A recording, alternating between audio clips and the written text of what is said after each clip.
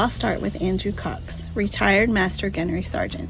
thelostart.podbean.com. Get some merchandise and help support the podcast in getting our veteran voices out for all to hear. Now on all major podcast platforms. Be sure to like, share, and subscribe. Be a guest, tell your veteran story, discuss your veteran business or organization. Email The Lost Art with Andrew Cox at gmail.com. Andrew Cox, a Till Valhalla Project Ambassador. See the project story at tillvalhallaproject.com. Thanks for tuning in. Please enjoy the podcast that's giving a voice to our veterans. The Lost Art with Andrew Cox. Hello, my friends, and welcome back to the Lost Art Podcast, that podcast giving a voice to our veterans. I'm your host, Andrew Cox, and today we'll be having a My Veteran Story. But before we get into the episode, are you enjoying the podcast? Then go to the Lost Art website. That's thelostart.podbean.com. Go check us out and see what we got going on there. There is a merchandise tab. Click on that merchandise tab. Go check out all the merchandise. Get you something cool, a shirt, a hat, a mug, anything like that. But help support us in getting our veteran voices out for all to hear. I also want to give a big shout out to the Till Valhalla Project for allowing me to be an ambassador for your incredible organization. That's the tillvalhallaproject.com. Go to their website, see if there's anything you can do to help them in honoring those that have gone before us and have sacrificed so much. With that, thanks for tuning in. Hope you enjoy the show. So it was really weird. It was really scary. Yeah. And so I just remember sitting in my room and just watching it, just absolutely shell-shocked at them about it. Yeah. Yeah, so we were there, I think, for another day and a half, and then we ended up flying back to Okinawa, and it was everything from that point on was different. Yeah, I agree with that. Yeah. Wow. So that's where you were for 9/11. Wow. So you finish out in Oki, and you got orders to where? Miramar. Okay. Yep. Nice. Okay. So tell me about Miramar. Miramar was life-changing. Life-changing in the fact that we went on 2 deployments. Yeah. When I was there. So in February of 2003, we went to Al Jaber Air Base in Kuwait. Uh-huh. From the way that I understand it, we sent over an advance party. Master Gun Simons and at the time Sergeant Barta went over and started greasing the skids because the squadron that we were attached to was like, the band's going, more than likely you guys are going to be a working party. And Master Guns was like, yeah, no, that's not going to happen. My band is not going to go over there just for you guys to have like a permanent work. Yeah. If we go over, we're going to be doing something. So when we get over there, they're like, okay, we're going to be reinforcing the Air Force's security force squadron. Okay. So basically, the band was like kind of split into a couple different sections.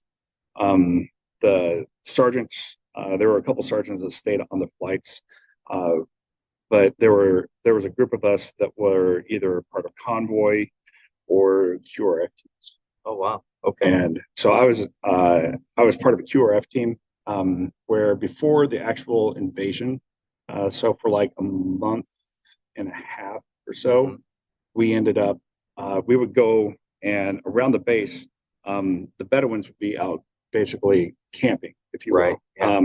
So basically, if you don't know, Bedouins, like we go out and we'll go camping like for a weekend out in the woods and everything. Bedouins are basically, from what I understand, like local farmers who don't necessarily farm their herds year round, but then they'll take them out to the desert and basically, herd them, take care of them out there for 1 to 2 months at a time. Right. And so they would go to a spot and they would be there for a couple of days, and then they would move to another spot.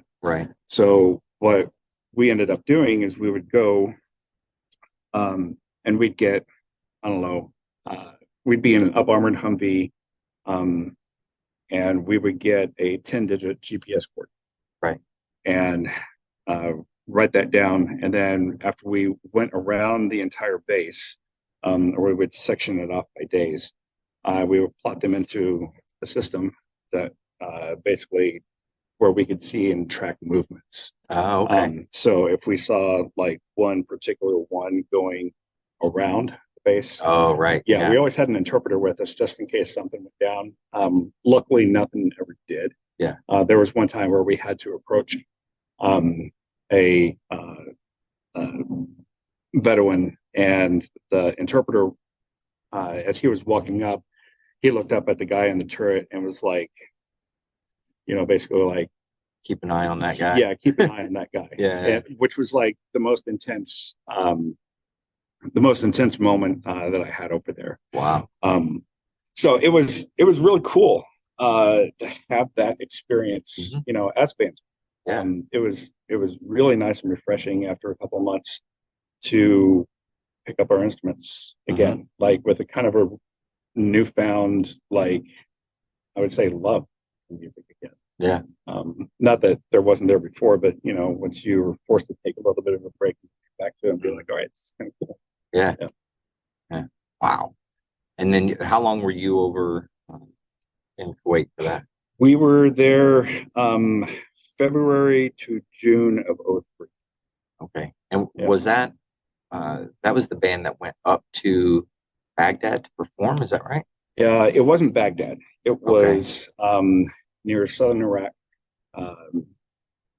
Not exactly sure where it was at this point. I think it was near Babylon. Okay. And so we ended up towards the end of that tour, basically once, things were kind of under control, other people were coming in. We basically moved out of the reinforcement role and we started doing victory concerts. So we go around to all the other bases and do a concert. And so one of the concerts that we did was up in Iraq.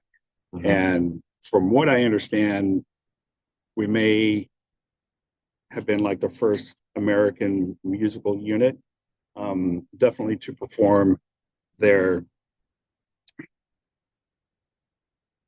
I would say after the invasion. Yeah. But I want to say it was like a number of years before it was the last time that any other American musical organization had ever performed in Iraq. Wow. Yeah. So it was really cool. We got to take helicopters up there. Yeah. And just being with the Marines, just memories that are just ingrained and will never ever cease to not exist. Yeah, absolutely. And then so after that deployment, you come back and you're back for what, like 6 months or something, and then they tell you, hey, get geared up, you're gonna go again. We were back for about a year. Oh wow. Okay. Yeah. And so during that time, my son was born. And it was a couple months, I want to say it was like 8-9 months after he was born. He had an allergic reaction and had to go to the hospital. And so I was called at work and saying, hey, your son is being taken to Balboa, by ambulance. And I was like, okay, what the world's going on? So I drive down and there was a big meeting that was happening that day. And they were like, everybody has to be here. Everybody has to be here, that type of thing. But I have to leave because my son's going, getting rushed to the emergency room. Come to find out, Gunnery Sergeant Blumka, Charles Blumka, came and visited us in the hospital and was like, so I have some news. We're going back. Oh, wow. Yeah. So I found out the band was sold, I would say maybe about an hour after I left. But then, he just needed to let me know at that point. So it was, kind of a lot to deal with. Yeah. But at the same time, like, all right, this is duty calls. Yeah. Time to put the music down and the drums down and pick up the gun again. Yeah. Which, again, just a great experience. So we were in Al Assad, Yeah. Iraq. Got there in August of 04, and the deployment was 6 months, if I remember right. But I ended up leaving early. Okay. I don't know what it was, but there was one morning, I think it was in December, that I woke up, and I had like some sort of little bite on my foot. 2 days later, I couldn't put a boot on. What? Yeah, 2 days later, I couldn't put a boot on. My foot had swelled up so much. Wow. Yeah, and then I go to medical, and I'm like, hey, this is starting to hurt. And then it, started like swelling up. And then they gave me a shot of antibiotics. Yeah. And long story short, my foot swelled up to about half the size of a football. Oh, wow. Yeah, I was medevaced into Baghdad. I was at like a little army MASH hospital in the Green Zone. I was there for 2 weeks, and basically they were taking care of my foot, doing all that medical stuff. I was there for about 2 weeks. I was taken back to the hospital in Baghdad, and I was supposed to catch a medevac flight later that night. But I had to go to the ER to get my dressing changed again. And basically the corpsman and then 3 other doctors looked at it. And they were like, yeah, no, we're going to cut your foot open. We're going to drain it. And then you're going to be taken to Germany. And then, holy cow. And you don't know what it was that? No, it was probably, I don't know, probably just some like little spider, something like that. Wow. Yeah. That's crazy. Yeah. So I ended up coming home a couple months early. Okay. Kind of a, full circle, like really cool thing again. When I spent a week in Germany in the hospital. And there were some friends that we had made when I was in Okinawa, that they were stationed as DoD teachers in Germany. So nice. Christmas Day, they spent the entire Christmas day with me. Wow. Yeah. Very cool. Yeah. Small world. Yeah. Wow. Yeah. That's awesome. So you spend a week there, come back. Now wife, kid, the whole works. You're back at it, doing that, and now the whole band wasn't gone, right? Did you like half the band? How did that work? There were 5 or 6 people on limited duty that weren't able to deploy, that were basically keeping the band administratively operational. Taking requests and being like, hey, well, I can't do that. So you have to stamp it, deny it, and then send it on. Okay, I got you. So when I came back, I ended up moving into the admin chief role, which kind of spearheaded, that path for me. Right. And just recovered, did a lot of PT, and learned a lot when I was in that role. Yeah.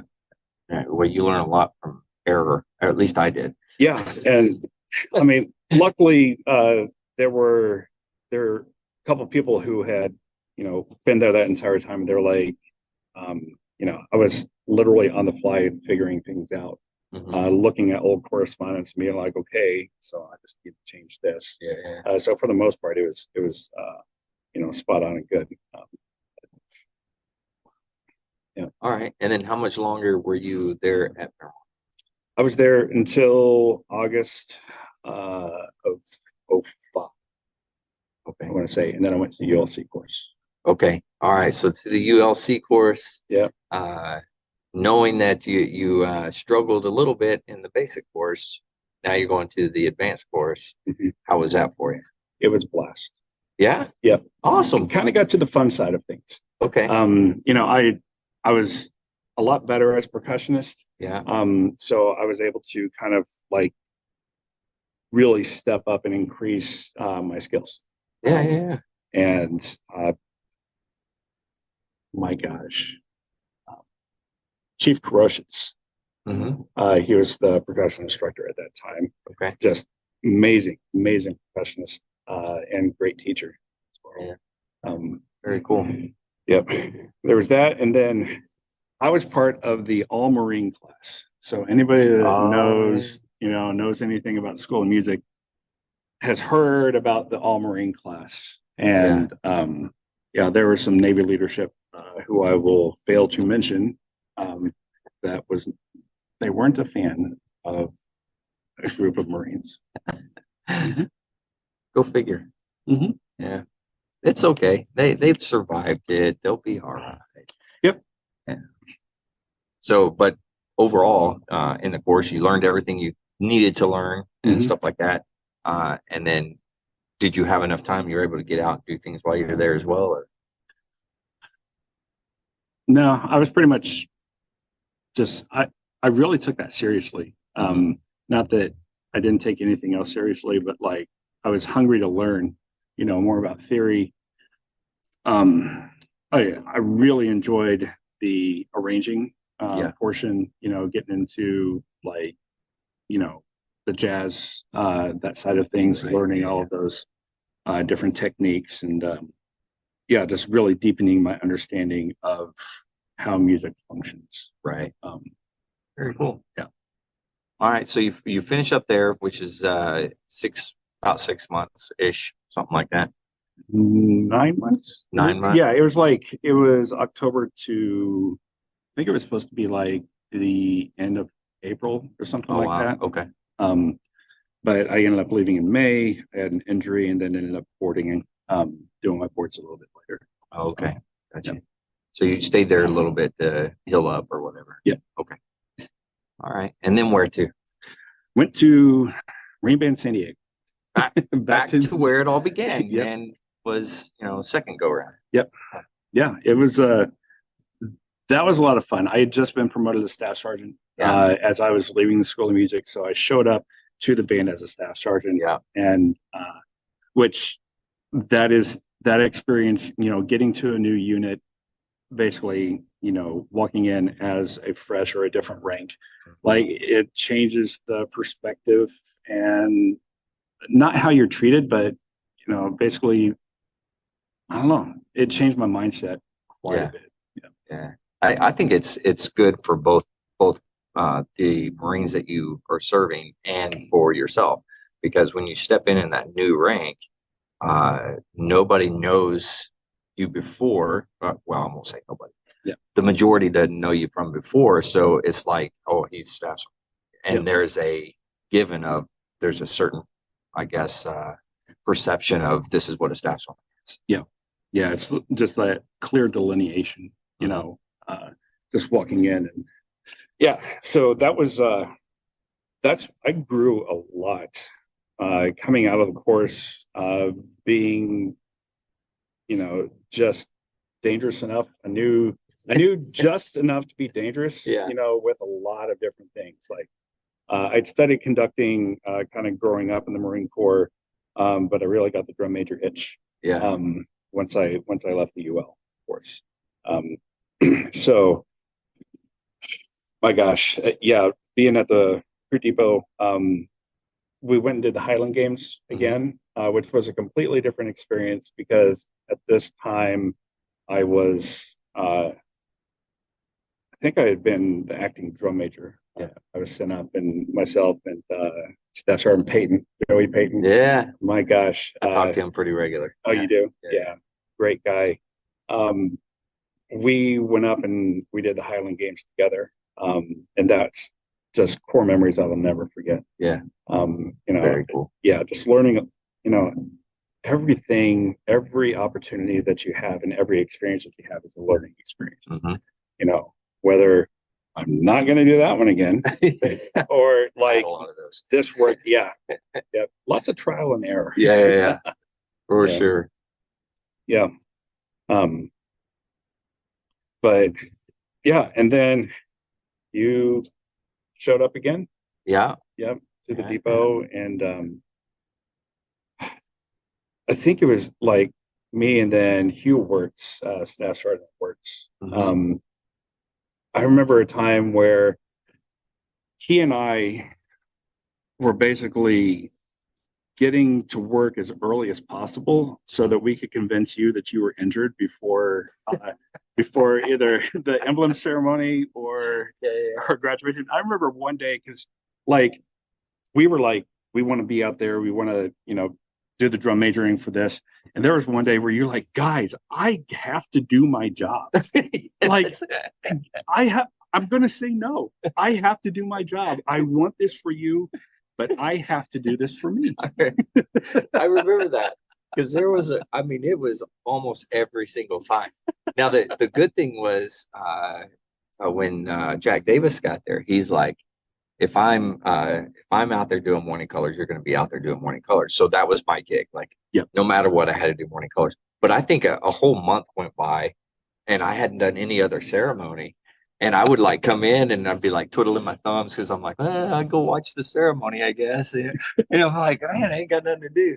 And both of you were out there taking everything. So, yeah. So, I mean, obviously, thank you. That really shaped, my experience and knowledge and everything. Prepared me for, the rest of my career. So, I'm very, very grateful. Hey, no problem. Yeah, that's what I was there for. It's funny. I had forgotten about that. Yeah. You guys, every freaking day. You're hurt, right? You're hurt, right? You're limping a little bit. Your knee hurts. And then there's the time that you were actually hurt. I don't want to say injured, but you hurt. And I just remember, I think I talked to you on the phone or something, and you were like, yeah, I just ran the LA Marathon. Oh, God. That's right. That was horrible. Just so everybody knows, you should not run a marathon if you've done zero training. I just throw that out there. It is not a good idea, Robert Trenholm was the one who called me. It's like, hey, let's go do this. Man, was that a mistake. It took me like, I don't know, 6.5 hours or something to make it through. I did make it to the end, which was cool. But like I couldn't walk for like 2 days. And it was pretty bad. I can't do it. I can't gig you. Somebody's got to take it. Oh man. Yeah, that was bad. Have you run any marathon since? I've ran one time. I ran the Marine Corps marathon. I did do a little bit better, not a lot, but a little bit better, and I did train a little bit, so I wasn't as sore. Yeah. But I'm not a runner, and nor do I like it. And 26 miles is a long way to go. I thought 3 miles was a long way to go. Yeah. Yeah, that's funny. Yeah, good times, memories. Yeah. So, okay. So at this point, is this when you auditioned for? Yep. Okay. Well, tell us about that. Yep. So there was a audition that opened up with the United States Marine Band. They were doing auditions for the assistant drum major role. Right. And I went back and forth. I'm like, should I do it? Like, it's like not feasible, but it's like always in the Marine musicians back of their mind, like that's the gig of a life. Yeah. And so it was like a lot of disbelief, like, could this really happen? Is this really happening? And so I ended up submitting a package to go and audition for the assistant drum major gig. And it went well. I had a lot of help from a lot of different people, yourself included. And Andres Navarro, I did a lot of conducting, asked him a ton of conducting questions. He gave me some good pointers, and I honestly believe that. And then preparation, I knew that there was going to be a panel interview. I didn't know that there were going to be about 20 people. On the panel. Yeah, on the panel. I just thought it was going to be, like the leadership. Yeah. But I didn't know that the leadership not only included the officers and the drum major, but as well as all of the section commanders. Wow. So yeah, every single section commander was in there. So I walk in and there's like a big U, and then there's one chair right there at the end in the middle. You walk in and go, I bet that one's mine. Yeah. But yeah, the drum major audition portion went well. I thought the conducting portion went really well. And then, yeah, like my heart's just, kind of beating. And one of the other guys comes out, and it was my turn because went by seniority. He comes out and they pull me in. And yeah, I'm sitting down, and there were just a lot of questions, and somehow, some way, again, God was looking out for me. Yeah. And I ended up being picked as the next assistant drum major. Yeah. And it was the most, I feel if anything ever validated my service, it was that. Oh, wow. Okay. And the biggest reason, us as percussionists, we never got the experience of doing funerals. Yeah, you're right. And not only did I get to do funerals, I was able to lead the Marine Band on 167 funerals through Arlington National Cemetery. Yeah. Everything, they were all full honors funerals. The band only does full honors. Just walking through the hallowed grounds of Arlington National Cemetery, just walking through and seeing things is one thing in itself, but leading a military band through that, knowing that you are putting one of your Marine brothers or sisters, you're laying them to rest, and you are, part of that closure for that family. Yeah. That by far was like, that means the most to me for out of anything that I ever did. Yeah. That's incredible. And you said how many was it? 167. 167. And that's in a 2-year period? Let's see. So I got to the Marine Band in November of 2007. I did have a changeover with at the time Gunnery Sergeant Canteris that lasted a couple months. He ended up departing, I believe, in February of 2008, which is when I officially took on the duties. Okay. And then it was July of 2010 that I moved on. Okay. Gotcha. Yeah. Wow. Yeah. That is insane. That's a lot of. Yeah. A lot. Yeah.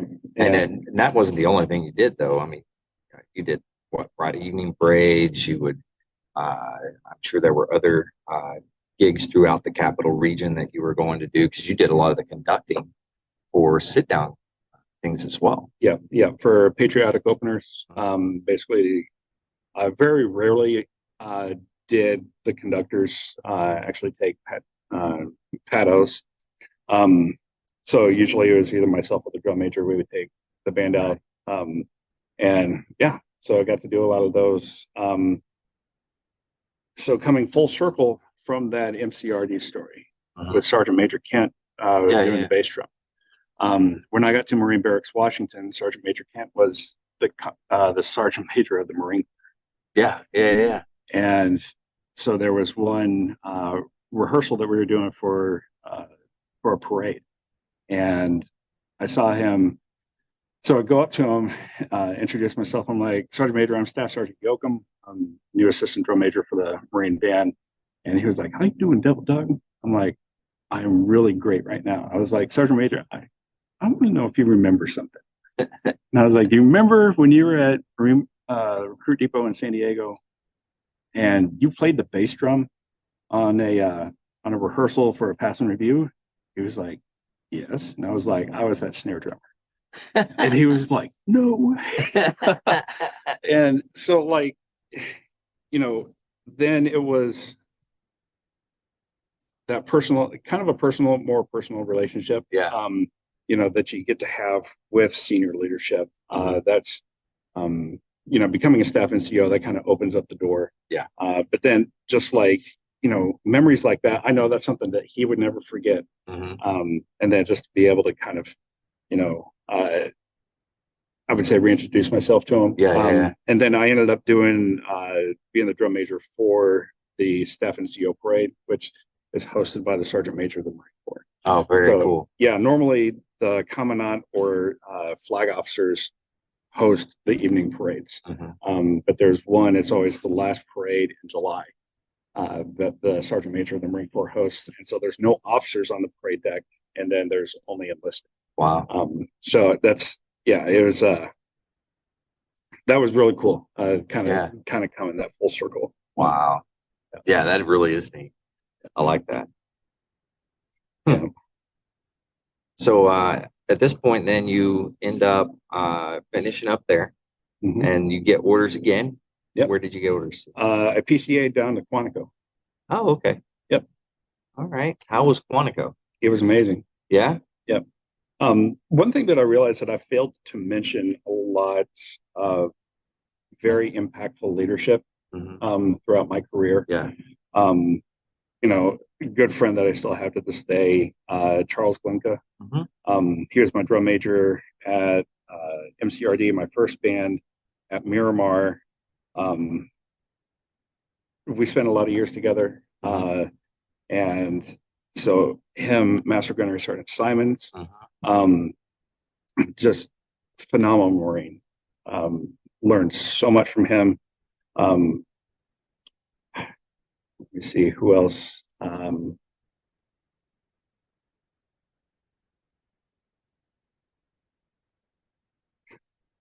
to blank.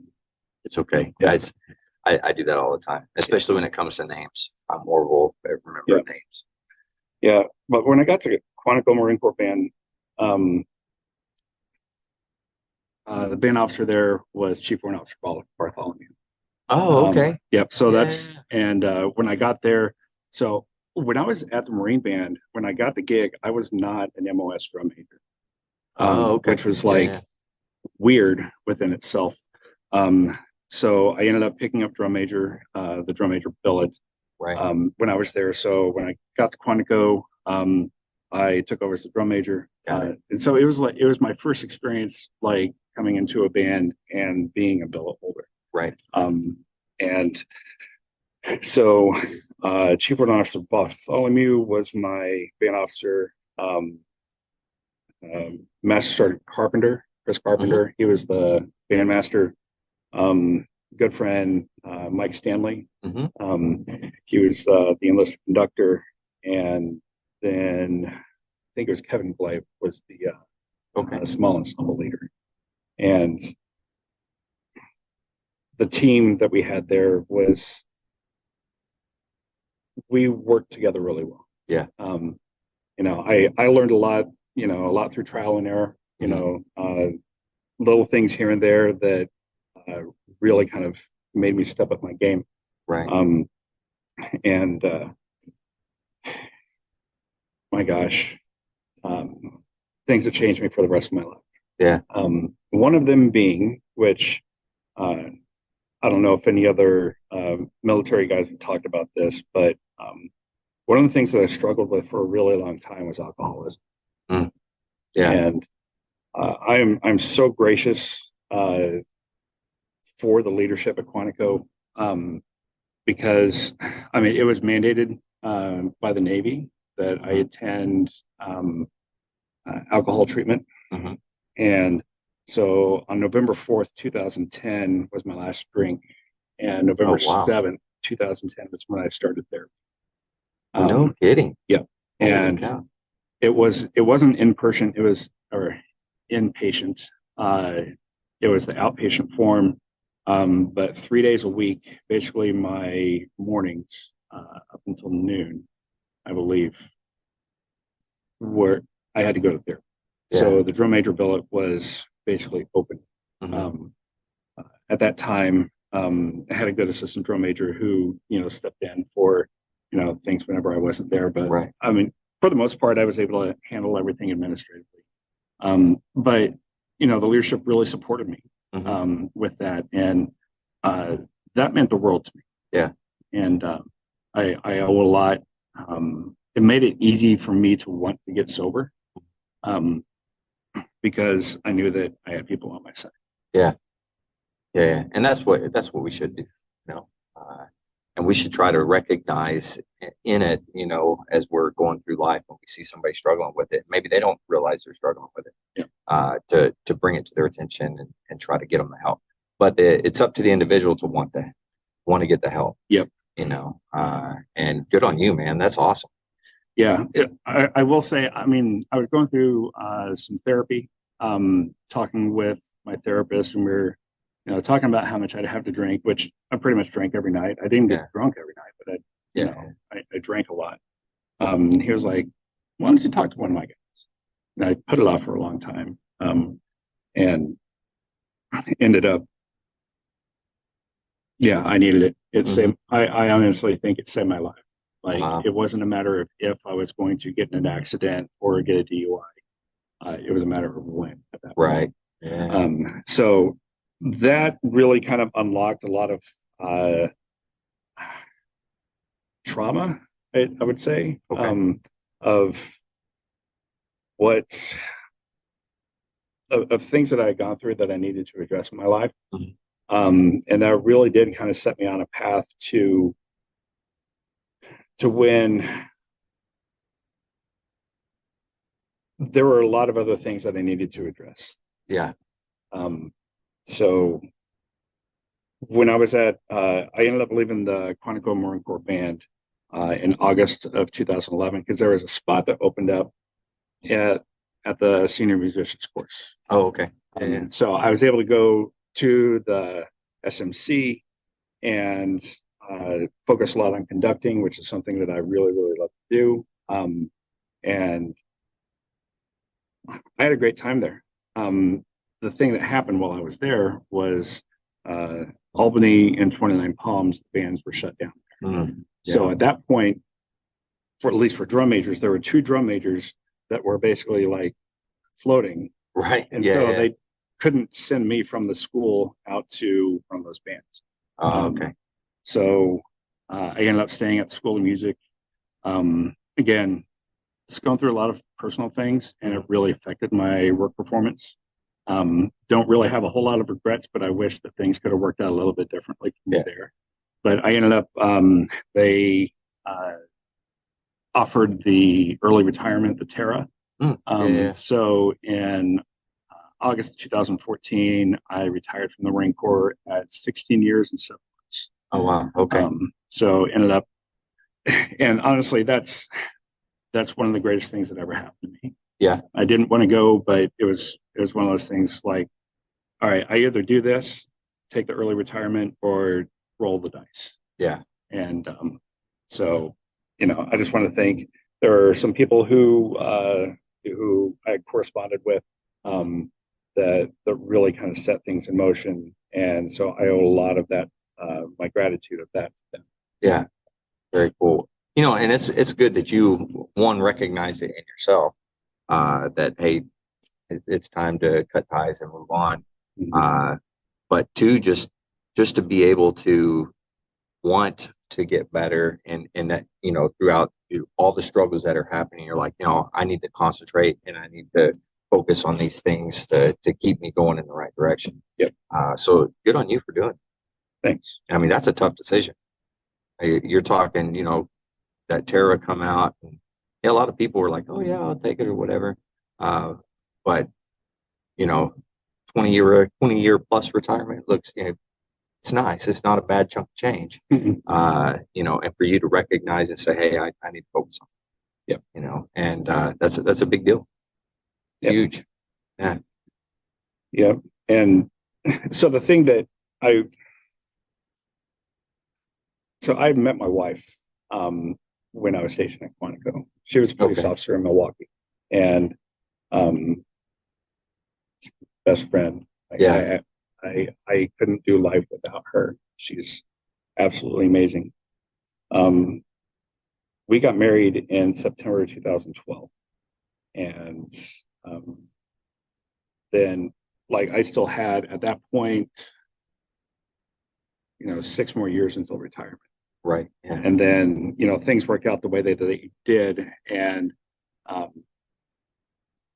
so my wife resigned as a police officer from Milwaukee. She was there for 16, 17 years. Oh, wow. Something like that. She had a job that she loved. And then a couple of years later, I retired. And it's like, the whole what if, what could have been, that whole thing. Oh, yeah. Yeah. And it's, I just wish things would have worked out a little bit different. Yeah. You know what I mean? But I will say this, everything happens for a reason. And like you were mentioning earlier, like somebody was looking out for you, like God had his hand in it. And and maybe everything hasn't come to fruition because we're still living right now. So but everything happens for a reason, so either it's super things to come or whatever, but I think God's got a plan for you. And I think you're going to do well. You're already doing well, but you know what I mean. Yeah. But don't worry about the what ifs. Yeah. I know it's hard to. Hey, everybody does that, but I think that's human nature. And then, so you retired and you ended up going to Arizona. You were there for a while. We were there. After I retired, we moved up to DC, just outside of DC, and I went to school for a couple of years. We moved up there because my son's mom, she still lived over in Maryland. And so when I was down in Virginia Beach, I was only able to see my son like twice a month. Right. And it was 5 hours, not 5 hours, maybe 4 hours one way for him. And so like we would meet halfway, like in Richmond. Yeah. And so it was just a long weekend for all of us. So I absolutely had to be back near him. So we ended up being in Northern Virginia. I went to community college for a couple of years, and then we moved out to Arizona. That's where her family's from. And I wasn't too keen on being across the country for my son. So moved out there. We were there for 7 years, and it was an experience. I'll say. Yep. And what all were you doing in Arizona? So when I got there, really didn't have a job, and basically my wife, she was working some security jobs, and she was talking with one of her coworkers about me not having a job. So I ended up getting into a recruiter with Uber. Oh, okay. For the corporate side of things. Nice. And so I ended up working at Uber for almost 4 years. Did investigations. Oh, wow. Like it sucks that job has to exist. Yeah. That type of thing. But I really enjoyed it because for the longest time, I was able to ensure that the right thing happened. Yeah. With my investigations, I would dig deep and really kind of exhaust all the resources that I had to make sure that if something wasn't right, that it was done correctly. That's really cool. Yeah. So I did that. Started. I was still playing music every now and again, in a couple different ensembles, but that just started to kind of run its course. So music it's in a very healthy place in my past. But I picked up doing woodworking, which I think is a lot, something that a lot of like middle-aged men pick up because, you need a creative outlet. But once I found a passion for that, I was like, all right, this is cool. I want to do this. So ended up going to school for it out here at the Austin School of Furniture. Did a 3-month course for furniture making. And so that's pretty much what I do full time now. That is really cool. And you live here in Austin? Yeah. We're just just south down in Buda. But Okay. Yeah. Wow. Very cool. Yeah. Man. Well, thanks for coming on and telling your story, man. I always ask this for everybody, but looking back over your career, looking back over your time and up to today, if you were going to give advice to one, to people in the military currently, and then two, anybody, a veteran currently, what advice would you have? So for anybody in the military right now, enjoy it.